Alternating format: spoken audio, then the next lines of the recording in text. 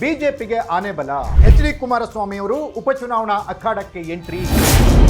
ದಾವಣಗೆರೆ ಬಾಗಲಕೋಟೆಯಲ್ಲಿ ಎಚ್.ಡಿ. ಕುಮಾರಸ್ವಾಮಿ ಅವರು ಎಂಟ್ರಿ ಆದ್ಮೇಲೆ ಪರಿಸ್ಥಿತಿಯೇ ಅದಲು ಬದಲು. ಕಾಂಗ್ರೆಸ್ಗೆ ಶೇಕ್ ಅನ್ನುವಂತ ಸುದ್ದಿ. ಎಚ್.ಡಿ. ಕುಮಾರಸ್ವಾಮಿ ಅವರ ಜನಬೆಂಬಲ ಬಿಜೆಪಿ ಜೊತೆಗೆ ಸೇರಿದ್ರೆ ಕಾಂಗ್ರೆಸ್ಗೆ ಯಾವ ರೀತಿ ಹಿನ್ನಡೆ ಅನ್ನೋದರ ಎಕ್ಸ್ಕ್ಲೂಸಿವ್ ಸುದ್ದಿ ಇದು. ಬರಸಿಡಿಲು ಕಾಂಗ್ರೆಸ್ಗೆ ಎನ್ನುವಂತೆ ಎಚ್.ಡಿ. ಕುಮಾರಸ್ವಾಮಿ ಅಖಾಡಕ್ಕೆ ಎಂಟ್ರಿ ಆಗಿದ್ದಾರೆ.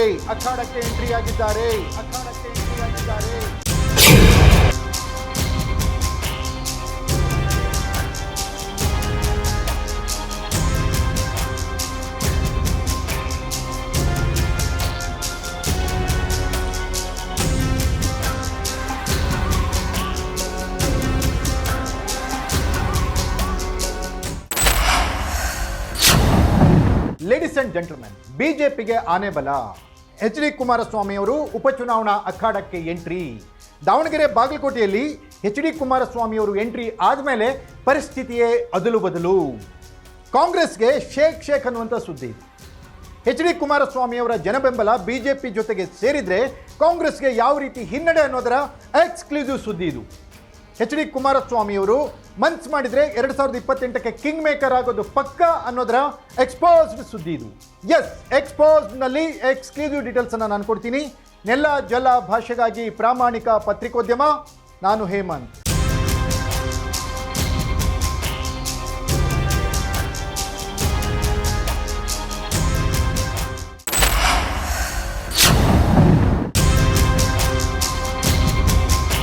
ಎಸ್ ವೀಕ್ಷಕರೇ, ಬೈ ಎಲೆಕ್ಷನ್ಸ್ ಅಖಾಡ ರೆಡಿ ಆಗ್ತಾ ಇದೆ.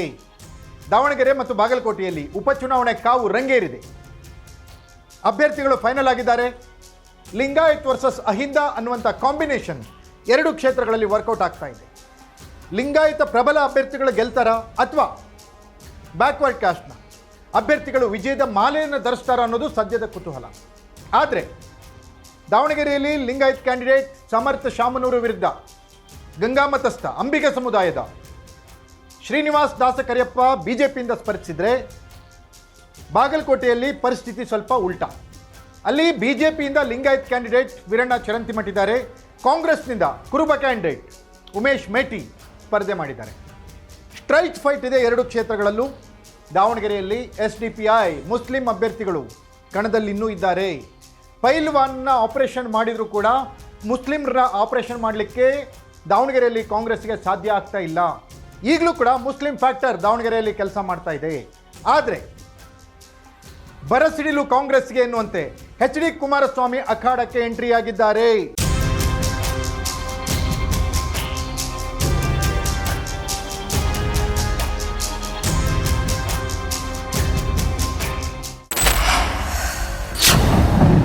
ಎಸ್ ವೀಕ್ಷಕರೇ, ಬಿಜೆಪಿ ಮೈತ್ರಿ ಪಕ್ಷದ ಅಭ್ಯರ್ಥಿಗಳು ಅಂತ ಹೇಳಿ ಇವರಿಬ್ಬರನ್ನ ದಾವಣಗೆರೆ ಮತ್ತು ದಾವಣಗೆರೆಯಲ್ಲಿ ಶ್ರೀನಿವಾಸ್ ದಾಸ್ ಕರಿಯಪ್ಪ, ಬಾಗಲಕೋಟೆಯಲ್ಲಿ ವೀರಣ್ಣ ಚರಂತಿಮಠ್ ಇಬ್ಬರನ್ನು ಏನು ಕಂಟೆಸ್ಟ್ ಮಾಡಿದಾರಲ್ಲ, ಇವರ ಅಭ್ಯರ್ಥಿ ಆಯ್ಕೆ ಪ್ರಕ್ರಿಯೆಗೂ ಮೊದಲು JDSನ ಅಭಿಪ್ರಾಯವನ್ನು ಪಡೆದಿಲ್ಲ ಅಂತ ಮಾತುಗಳು ಕೇಳಿ ಬಂದಿತ್ತು. ಕುಮಾರಸ್ವಾಮಿ ಅವ್ರನ್ನ ದೇವೇಗೌಡರನ್ನ ಹೊರಗಿಟ್ಟು ಬಿಜೆಪಿ ಆಯ್ಕೆ ಪ್ರಕ್ರಿಯೆ ಮುಗಿಸಿದೆ ಅನ್ನುವಂಥ ಆರೋಪಗಳು ಕೇಳಿ ಬಂದಿದ್ವು. ಹೀಗಾಗಿ JDS ವರಿಷ್ಠರು ಅಖಾಡದಿಂದ, ಚುನಾವಣಾ ರಣಕಣದಿಂದ ಸ್ವಲ್ಪ ದೂರನೇ ಇದ್ದರು.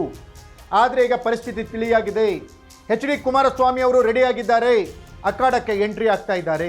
2 ಕ್ಷೇತ್ರಗಳಲ್ಲಿ ಬಿರುಸಿನ ಪ್ರಚಾರಕ್ಕೆ ಪ್ಲಾನ್ ಮಾಡಿದ್ದಾರೆ. ಹೀಗಾಗಿ ಕಾಂಗ್ರೆಸ್ನ ಅಭ್ಯರ್ಥಿಗಳಲ್ಲಿ ಈಗ ಡವ ಶುರುವಾಗಿದೆ. ಕಾಂಗ್ರೆಸ್ನ ಅಭ್ಯರ್ಥಿಗಳು ಅಂದುಕೊಂಡಷ್ಟು ಸುಲಭ ಅಲ್ಲ ಗೆಲ್ಲೋದು ಅನ್ನೋದು ಈಗ ಮನವರಿಕೆ ಆಗ್ತಾ ಇದೆ.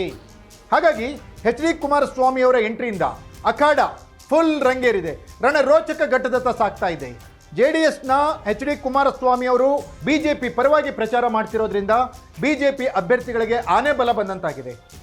ಬಿಜೆಪಿ JDS ಒಟ್ಟಾಗಿ ಹೋಗೋದು ತುಂಬ ಕಷ್ಟ, ಅವರಿಬ್ಬರ ಮೈತ್ರಿ ಮುಂದುವರಿಯೋದು ಕಷ್ಟ ಅನ್ನುವಂಥವ್ರಿಗೆ ಎಚ್.ಡಿ. ಕುಮಾರಸ್ವಾಮಿ ಎಂಟ್ರಿ ಆಗಿರೋದು ಇರಿಸುಮುರುಸು ತಂದಂತಾಗಿದೆ. ಹಾಗಾದರೆ ಎಚ್.ಡಿ. ಕುಮಾರಸ್ವಾಮಿ ಎಂಟ್ರಿಯಿಂದ ದಾವಣಗೆರೆ ಮತ್ತು ಬಾಗಲಕೋಟೆಯಲ್ಲಿ ಬಿಜೆಪಿಗೆ ಏನು ಪ್ಲಸ್ ಪಾಯಿಂಟ್ ಆಗುತ್ತೆ, ಕಾಂಗ್ರೆಸ್ಗೆ ಯಾವ ರೀತಿ ಹಿನ್ನಡೆಯಾಗುತ್ತೆ ಅನ್ನೋದನ್ನು ಕಾದು ನೋಡಬೇಕಿದೆ.